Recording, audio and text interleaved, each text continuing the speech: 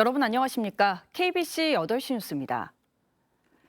제주도 한 달 살기 체험을 떠난 뒤 실종된 조윤아 양 가족의 행방이 한 달 가까이 안개 속입니다. 경찰은 조 양 가족의 휴대폰이 3시간 간격으로 꺼진 사실을 확인하고 마지막 행적이 확인된 완도의 송곡 선착장을 중심으로 수색을 이어가고 있습니다. 정희진 기자입니다.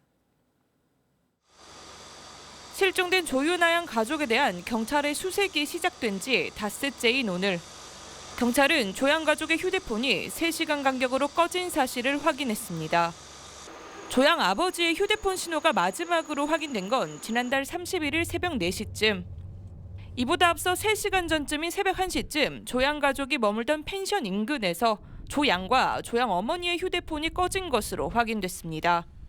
경찰은 이를 토대로 조 양 가족의 휴대폰 위치가 마지막으로 확인된 전남 완도의 송곡 선착장과 해당 펜션을 중심으로 수색을 이어가고 있습니다. 숙소에서 나간 것이 최종 확인된 지점이 그거 외에는 뭐 더 진도 나간 게 없어요. 30일 후로는 뭐 나온 게 없어서 진실 전체를 본다고 봐야죠. 이틀째 바다 수색도 진행됐습니다.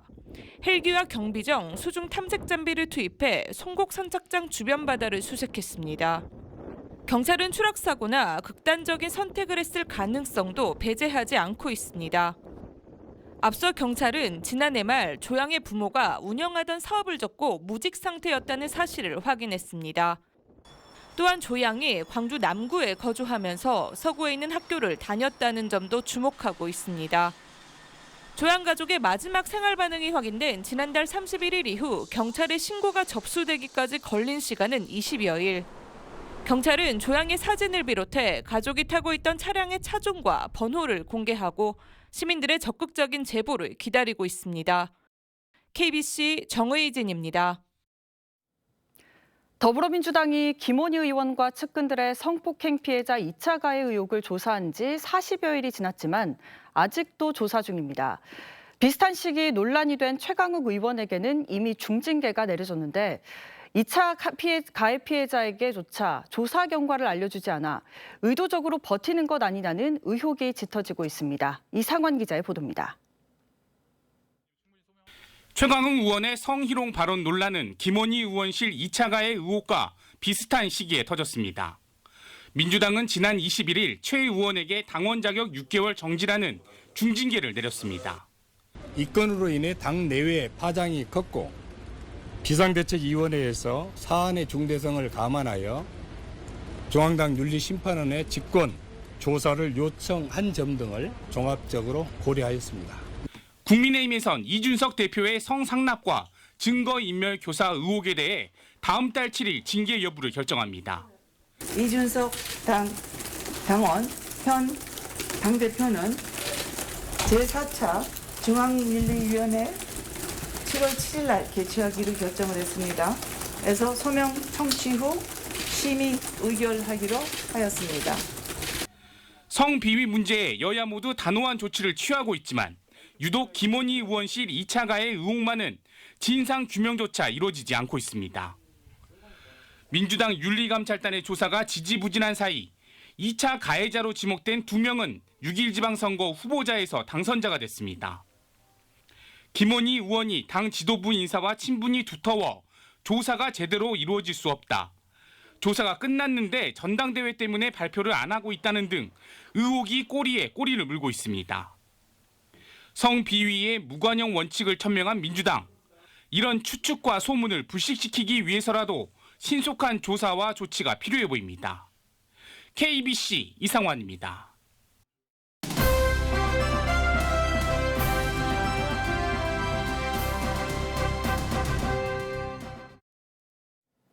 민선 8기 광주 전남의 현안을 검토해보는 연속 보도. 오늘은 무등산 케이블카입니다. 무등산 케이블카 설치 문제는 광주시장 선거 당시 쟁점으로 떠오르며 후보자들마다 엇갈린 입장을 내놓았었는데요.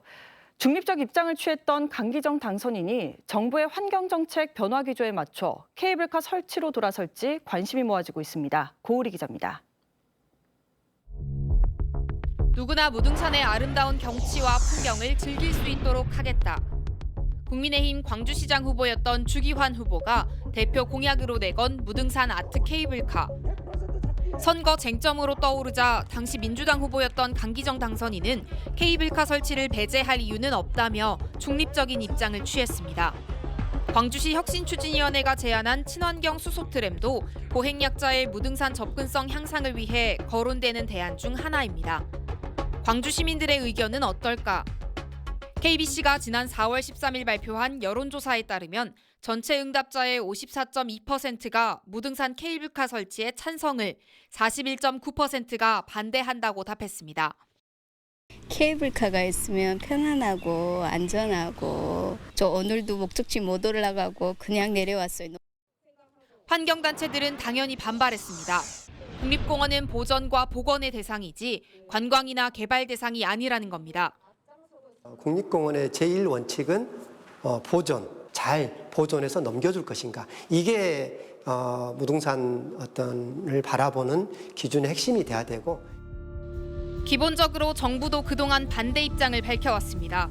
현재 지리산과 설악산, 속리산 국립공원 등에서 케이블카 설치가 추진되고 있지만 환경부의 반대로 사업 진행은 수십 년째 제자리입니다. 다만 윤석열 대통령이 후보 시절 설악산 5색 케이블카를 대선 공약으로 내세웠던 만큼 환경부의 기조가 바뀔 수 있다는 분석도 나옵니다. 정부의 정책 기조 변화에 맞춰 민선 8기가 케이블카 설치 추진에 나설지 환경 보전에 초점을 맞출지 관심이 모아지고 있습니다. KBC 고울입니다.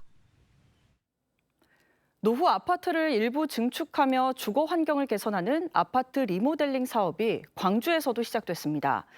아예 새로 짓는 재개발, 재건축에 비해 요건이나 비용 면에서 유리해 수도권은 물론 광주와 대구, 부산 등 대도시 아파트 단지를 중심으로 관심을 모으고 있는데요. 과제도 많습니다. 임소영 기자의 보도입니다. 1991년 준공에 390가구가 살고 있는 광주 남구 봉선동의 아파트입니다. 이 아파트 주민들이 최근 조합을 설립하고 광주에서 처음 리모델링 사업 추진에 나섰습니다. 비좁은 주차장을 지하화하면서 아파트의 필수 뼈대만 살리고 상수도 등을 포함한 노후 시설을 전면 개선하려는 것입니다. 전체의 15%인 58가구를 수직 증축해 일반 분양하고 개별 가구도 25제곱미터 정도 수평 증축할 계획입니다.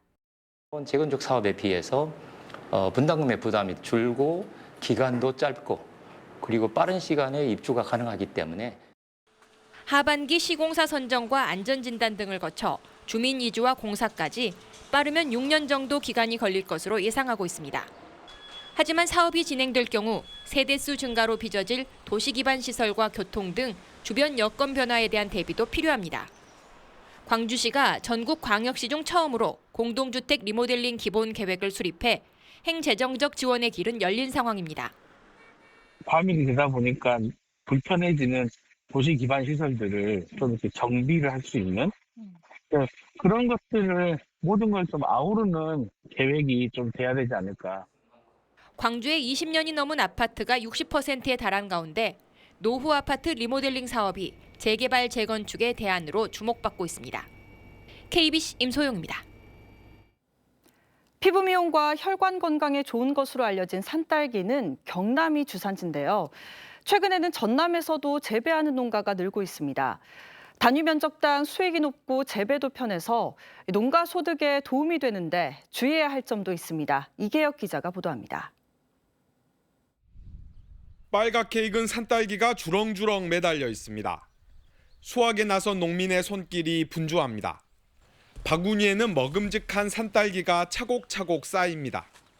가시도 있고 예민한 거고 익은 거 안 익은 거를 구별을 잘해야 되니까 검은 쪽으로 이렇게 익은 거를 따야 되는데 산딸기는 나무를 심은 뒤 1, 2년이면 수확이 가능하고 수확 기간도 20일 정도밖에 걸리지 않아 재배가 수월하다는 장점이 있습니다. 넓은 땅이 필요하지도 않습니다. 판매 가격도 킬로그램당 7, 8천 원 선이고 12,000원 선까지 오르기도 합니다. 수확 기간이 짧다. 그리고 수확이 빠르게 일어난다. 그러니까 재배 면적이 적어도 수익을 낼 수가 있다. 산딸기는 김해와 청도, 하동 등 경남이 주산지지만 최근 전남에서도 재배 농가가 늘고 있습니다. 특히 매실과 같이 장기간 재배해야 하는 과실나무의 대체 작물로 인기입니다. 약방제를 거의 하지 않는데요. 그래서 아마 소비자들이 더욱 좋아하지 않냐 이런 생각이 들고요. 이게 단일민족당 소득이 높아서 앞으로는 이게 틈새 장목으로서의 장목이 용이하지 않느냐. 하지만 장기간 장목 시 수확량이 줄어들 수 있고 수요와 공급의 불확실성이 커 가격 안정성을 보장할 수 없다는 단점도 있습니다. 과거 틈새 장목으로 인기를 얻으면서 생산량이 급증했다가 수입 확대로 직격탄을 맞은 블루베리의 사례도 눈여겨봐야 합니다. KBC 이계혁입니다.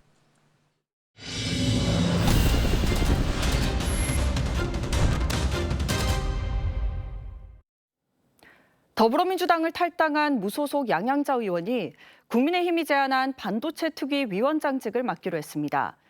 양 의원은 오늘 자신의 SNS에 올린 글에서 저는 여야가 함께하는 국회 차원의 반도체 투기를 제안했고 국회 개원 즉시 투기를 설치한다는 약속을 받았다며 국민의힘의 그 약속과 의지를 믿고 반도체 투기 위원장직을 수락한다고 적었습니다.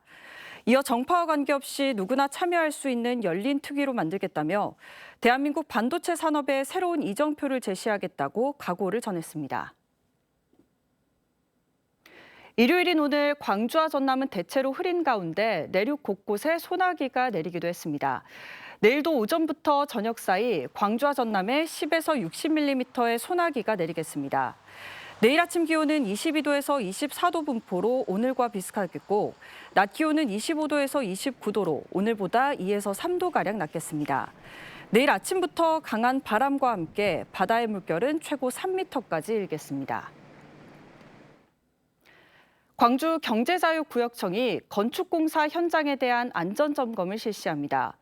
광주경자청은 집중호우 등 여름철 자연재해에 대비해 내일부터 나흘 동안 관내 중대형 건축공사 현장을 대상으로 배수계획 수립과 수방자재 확보, 절성토면 유실 여부, 옹벽 안전관리 상태 등을 점검한다고 밝혔습니다. 점검 결과 긴급한 조치가 필요한 사항에 대해선 공사 중지 후 안전 확보 방안을 마련토록 할 예정입니다. 전남도는 최근 국내 첫 원숭이 두창 확진자가 발생해 지역사회 유입 가능성이 커짐에 따라 비상 방역 대응 체계에 들어갔습니다. 전남도 방역대책반은 보건복지국장을 반장으로 총 6팀 38명으로 구성하고 환자 역학조사와 격리병원 지정, 병상관리, 진단검사 등 역할을 수행하기로 했습니다. 전남도는 또 원숭이 두창 의심 환자나 확진 환자 발생 시 신속 대응을 위해 국립목표병원을 지정 의료기관으로 정하고 4병상을 확보했습니다. 함께 술을 마시던 80대 이웃을 폭행해 숨지게 한 60대 남성이 징역 5년형을 선고받았습니다. 광주지방법원 순천지원 형사 1부는 지난 1월 26일 오후 전남에 있는 자신의 집에서 함께 술을 마시던 이웃 주민 80대 B씨를 수차례 폭행해 숨지게 한 혐의로 기소된 65살 A씨에게 징역 5년을 선고했다고 밝혔습니다. A씨는 술에 취해 기억이 나지 않는다고 주장했지만 재판부는 부검 결과 등을 토대로 A씨의 무차별 폭행으로 사망에 이르게 한 것으로 보고 이같이 판결했습니다. 국제 곡물 가격 상승에도 불구하고 쌀값은 지속해서 떨어지면서 하락폭이 45년 만에 최대치를 기록했습니다. 전남도에 따르면 지난 15일 기준 현재 산지 쌀값은 80kg당 18만 2천 원으로 지난해 수확기 평균 21만 4천 원에서 15%가량 떨어지면서 쌀값 데이터 축적 이후 45년 만에 가장 크게 하락하고 있습니다. 그동안 정부가 2차례에 걸쳐 2021년산 쌀 27만 톤을 시장 격리했지만 쌀값 하락세는 멈추지 않고 있습니다. 강기정 광주광역시장 당선인과 김영록 전남지사가 취임 전 잇단 상생 행보를 보이면서 공동 현안 해결에 대한 기대감이 높아지고 있습니다. 민선 8기 광주시장직 인수위원회는 지난 24일 강기정 당선인과 김영록 지사가 단둘이 회동해 반도체 특화단지 조성과 전남 국립의과대학 설립, 광주 군공항 이전 등 지역 현안에 대해 허심탄회한 대화를 나눴다고 밝혔습니다. 민선 8기 출범 이후 상생특별위원회를 시도 직속으로 설치하는 데 합의한 강 시장과 김 지사는 다음 달 1일 취임식에도 사절단을 교환하기로 했습니다. 광주시장 취임식에는 문금주 전남도 행정부지사를 단장으로 한 사절단이 참석하고 오후에 열리는 전남지사 취임식에는 문영훈 광주시 행정부시장과 간부급 공무원들이 자리할 예정입니다. 여순 사건의 해결과 과제를 주제로 한 포럼이 국회에서 열립니다. 더불어민주당 소병철 의원은 오는 29일 여순 사건 특별법 제정 1주년을 기념해 완전한 과거사 해결과 화합의 미래를 위한 향후 과제를 주제로 국회에서 포럼을 연다고 밝혔습니다. 이번 포럼에서는 여순 사건 특별법 시행 이후 진행 상황을 점검하고 앞으로 남은 과제에 대해 논의합니다.